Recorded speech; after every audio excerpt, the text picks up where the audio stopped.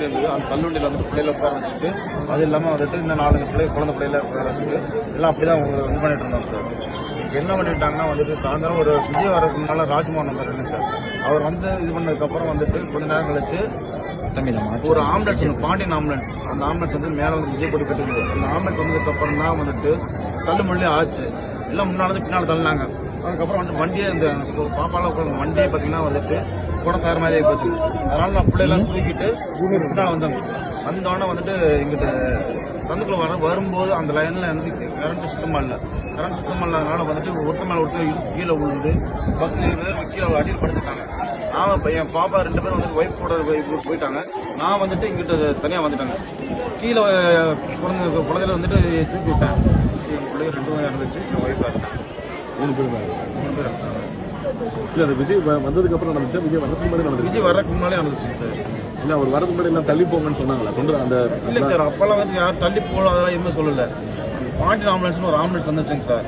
அந்த ஆம்புலன்ஸ் வந்ததுக்கு அப்புறம் தான் வந்துட்டு அந்த தள்ளுறதே ஆச்சு. கரண்ட் ஆனால் வந்துட்டு கரண்ட் கட் பண்ணி வச்சிருந்தாங்க. இவங்க வந்துட்டு இது போக்கஸ் சைட்லாம் வந்துட்டு ஜென்ஸுக்கு தான் ஓடிட்டு இருக்குன்னு சொன்னாங்க.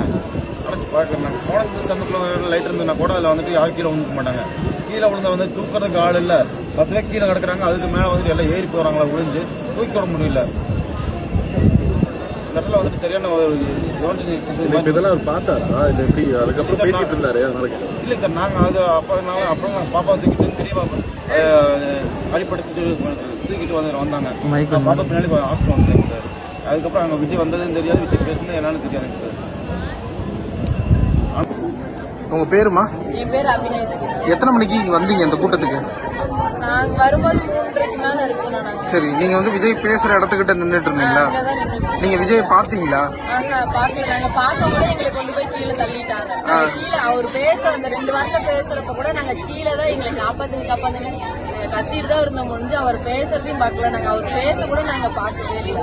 எங்களை யாரும் காப்பாற்றவும் முடியாம எல்லாம் இழுத்துக்கிட்டு தான் கிடந்தாங்க. முடிஞ்சு எங்களாலையும் வெளியவும் வர முடியல.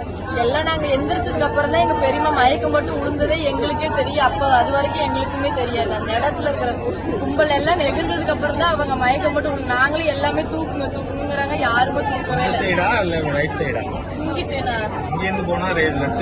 கரெக்டா அவர் வர்றாருல அந்த ரோட்ல தான் நாங்க நிக்கிறோம். அவர் வர ரோட்லயே தான் நான் இங்கிட்டு இருந்து வந்தா ரைட் சைடு அங்கேதான் நிக்கிறோம். அதுக்கப்புறம் ஒரு 4-3 பசங்க வந்துதான் அவங்களை தூக்கிட்டு வந்து முன்னாடி ரோட்ல படுக்க வச்சாங்க. அதுக்கப்புறம் ஆம்புலன்ஸ் வர சொல்லி போலீஸ்காரங்கிட்டயும் சொல்றோம். அவங்களும் ஒண்ணுமே ஆனா எதுவுமே அவங்களும் பேசவே இல்லை. சரின்ட்டு தானே போயிடுறாங்க.